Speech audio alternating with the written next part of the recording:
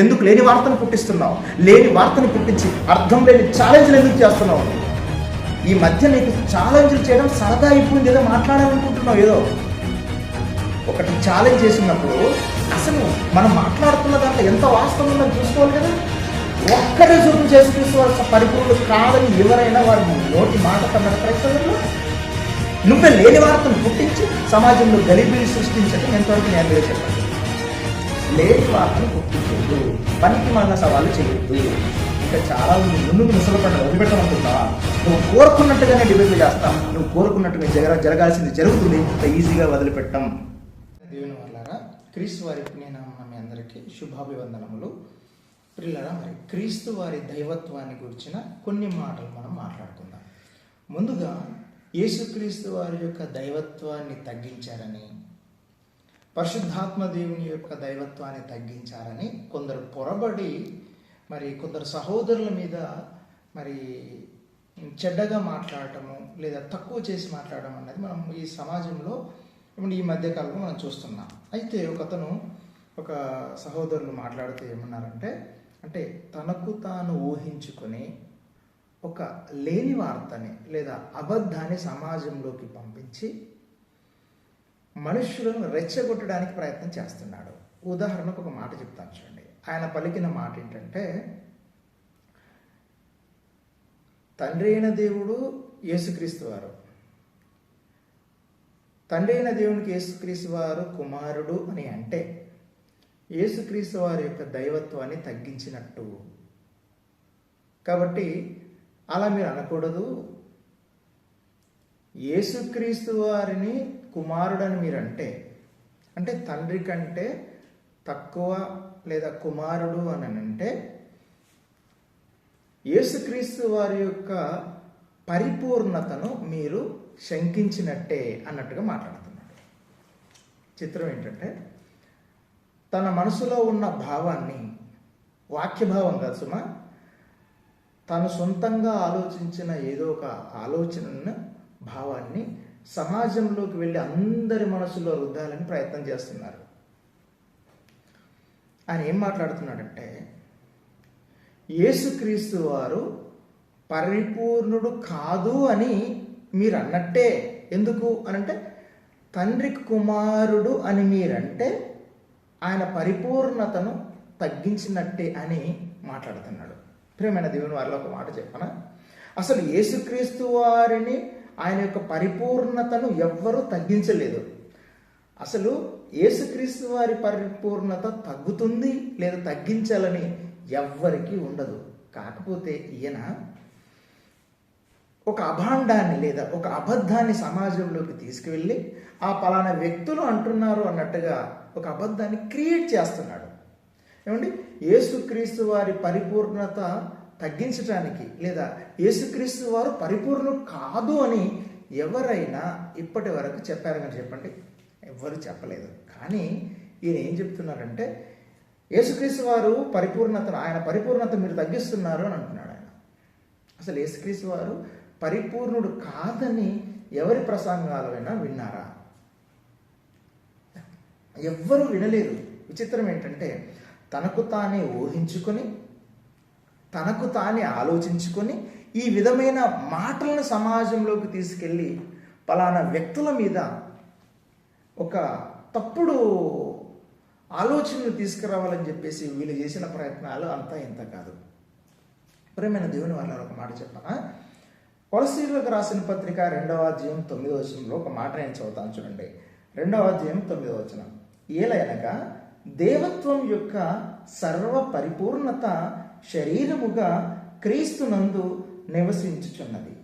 దేవత్వం యొక్క సర్వ పరిపూర్ణత అన్నాడు. సర్వ పరిపూర్ణత క్రీస్తునందే ఉంది అని చెప్పి. ఏమండి, ఈ మాటను ఎవరు కాదంటారు చెప్పండి? బైబిల్ ఎంత డైరెక్ట్గా ఉన్న మాట కూడా. తండ్రికి కుమారుడు యేసుక్రీస్తు వారన్న డైరెక్ట్ మాటలున్నా మీరు నమ్మరు. కానీ ఏమండి, లేని వార్తలు పుట్టించడానికి ప్రయత్నం చేస్తున్నారు వీళ్ళంతా కూడా. మేమున్నంత వరకు, మరలా చెప్తున్నాను, ఆయన మాట్లాడుతూ మేము చనిపోయేంత వరకు, మేము బ్రతికున్నంత వరకు యుద్ధం చేస్తాము అని మాట్లాడుతున్నాడు. మరి అబద్ధాలు చెప్పి మీకు మీరే ఊహించుకొని సమాజంలో యేసుక్రీస్తు వారు పరిపూర్ణత తగ్గించే విధంగా మాట్లాడుతున్నారు, మీకు మీరే సృష్టిస్తున్నారు చూసారా.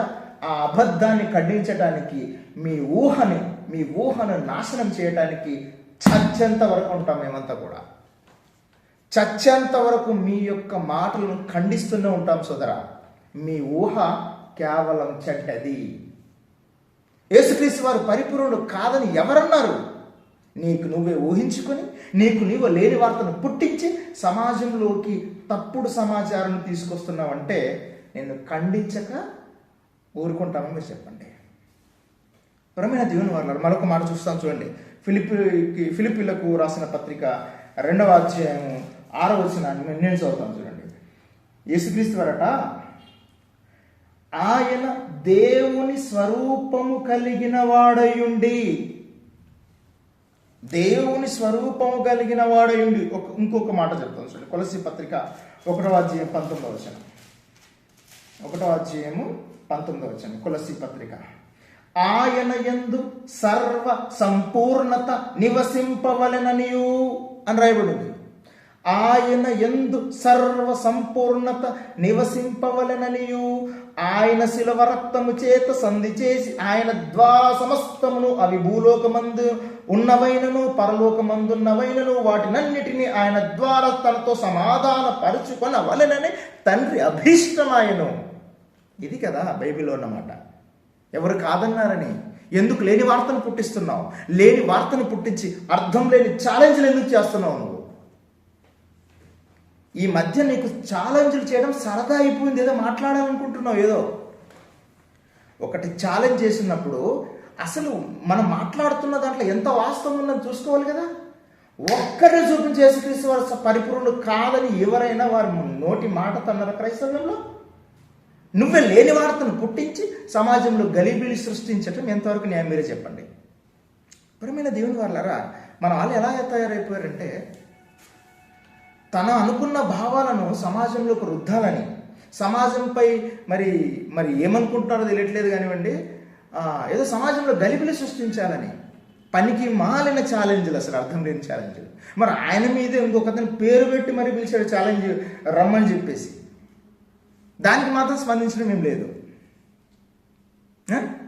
అంటే మనుషులు, అంటే క్రైస్తవ సమాజంలో గలిబిలి సృష్టించడం అది మంచి పద్ధతి కాదు కదా. ఏం సవాళ్ళు చేస్తున్నాం, ఏం ఛాలెంజ్లు చేస్తున్నాం? పరమైన దేవుని వారలారా, ఇలా మనం చూసుకోగలిగితే క్రీస్తు పరిపూర్ణుడు కాదని ఎవరన్నారో మరి ఆ వ్యక్తిని నువ్వు చూపించండి. ఆ వీడియో ఏమిటో చెప్పండి. మళ్ళీ నేను చనిపోయేంత వరకు నేను యుద్ధం ప్రకటిస్తూనే ఉంటాను. నాయన, నీ మాటను ఇంతకుముందు కూడా విన్నాం. చనిపోయేంత వరకు నేను ఆయన పెద్ద ఆయనతోనే ఉంటానని డైలాగులు మేము కూడా విన్నాం, మర్చిపోలేదు ఇంకా. ఈ కొత్తగా వచ్చిన వాళ్ళకి ఏదో మొత్తం ఎట్లా ఉంటుందంటే ఒక అహంకారాన్ని ముందు ప్రదర్శిస్తుంది. నీ వాక్యం కంటే ఆ బాడీ లాంగ్వేజ్లో ఒక భయంకరమైన అహంకారం కనిపిస్తుంది తప్పించి, ఆ ఒక భయంకరమైన యాటిట్యూడ్ కనిపిస్తుంది తప్పించి అక్కడ ఏముంది చెప్పండి?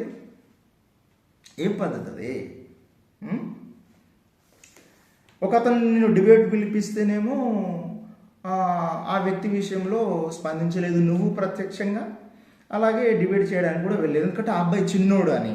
మరి ఆ అబ్బాయి చిన్నోడు అని చెప్పించి నువ్వు స్పందించలేదే. మరి నువ్వు ఎవరి మీద అయితే ఛాలెంజ్ చేస్తున్నావో వారు నీకంటే ఎంత పెద్దవాళ్ళు, వాళ్ళ దగ్గరే కదా కాళ్ళ దగ్గర నీ వాక్యం నేర్చుకున్నావు. కృతజ్ఞత లేదు. ఇప్పుడు నువ్వు చేస్తున్నదే ఈ పనికిమాలిన డిబేట్లు అని చెప్పేసి, లేదా అంటే డిబేట్లు చేయొచ్చు, కానీ నువ్వేం చేస్తున్నావు? అసలు అర్థం లేదు. అక్కడ మ్యాటర్ లేని విషయాలు కూడా లేవనైతే మాట్లాడటం. ఇప్పుడు నువ్వు చేస్తున్నదే ఇలా చక్రం తిరిగినట్టే, కాలచక్రం ఇలా ఒక 10 ఏళ్ళు ముగించక ముందే నెక్స్ట్ నీ మీద కూడా వచ్చేస్తారు. నీ దగ్గర నేర్చుకున్న వాళ్ళే మళ్ళీ ఏమన్నారు? నా దగ్గర నేర్చుకున్న వాళ్ళు చాప కింద నీరులా వెళ్ళిపోయారు అంటున్నావు. ఆహా, చాప కింద నీరులా వెళ్ళిపోయారా? ఆ నీరు నీకుందుకే వచ్చేసిందేమో చూసుకోకసారి. 10 సంవత్సరాలు గడవక మీద వచ్చేస్తుంది ఇంకా. ప్రియమైన దేవుని వాళ్ళరా, లేని వార్తను పుట్టించొద్దు. యేసుక్రీస్తు వారు పరిపూర్ణుడు కాదని ఎవరన్నారు? అది చెప్పు. ఆయన పరిపూర్ణుడు కానట్టే, నువ్వు అన్నట్టే అవుతుంది. మరి యేసుక్రీస్తు వారు పరిపూర్ణుడు. బుద్ధి జ్ఞానముల సర్వ సంపూర్ణత ఆయన యందు గుప్తములై ఉన్నవి అని 100 సార్లు పలికి చిన్నప్పటి నుంచి నేర్చుకుంటూనే ఉన్నాం. ఎవరు కాదన్నారని? ఒకటే చెప్తున్నాం, తండ్రి అయిన దేవుడు, తండ్రే కుమారుడు, కుమారుడు తండ్రే కుమారుడు. ఈ దైవత్వాన్ని గురించి చాలా వీడియోలు ఇంతకుముందు మాట్లాడడం కూడా. పరమైన దేవుని వాళ్ళరా, అంటే వీళ్ళేంటంటే ఒక వ్యవస్థ మీద లేదా ఒక సంఘం మీద, కొందరు మనుషుల మీద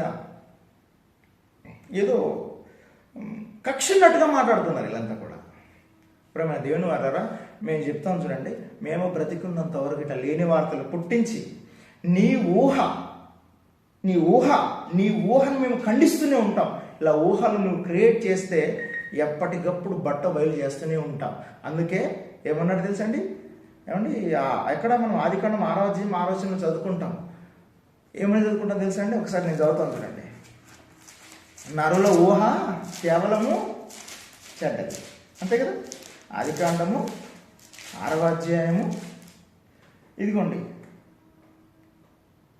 ఆదికాండము 6వ అధ్యాయంలోని కొన్ని మాటలు మనం చూసుకోగలిగితే, ఎన్నో వచనం? 5వ వచనం. నరుల చెడుతనము భూమి మీద గొప్పదనియు, వారి హృదయం యొక్క తలంపులలోని ఊహ ఎంతయు ఎల్లప్పుడూ కేవలము చెడ్డది. యెహోవా చూచానండి. అంటే నువ్వు ఊహిస్తున్నావు, నీ ఊహ కేవలం చెడ్డది సోదరా. లేని వార్తను పుట్టించొద్దు, పనికి మాలిన సవాలు చేయొద్దు. ఇంకా చాలా ఉంది. ముందు ముసలి పండుగ వదిలిపెడతాం అనుకుంటున్నావా? నువ్వు కోరుకున్నట్టుగానే డిబేట్లు చేస్తాం, నువ్వు కోరుకున్నట్టుగా జరగాల్సింది జరుగుతుంది. ముందుంది ముసళ్ళ పండుగ, అప్పుడే అంత ఈజీగా వదిలిపెట్టము. ఓకే, అందరికీ వందనాలు.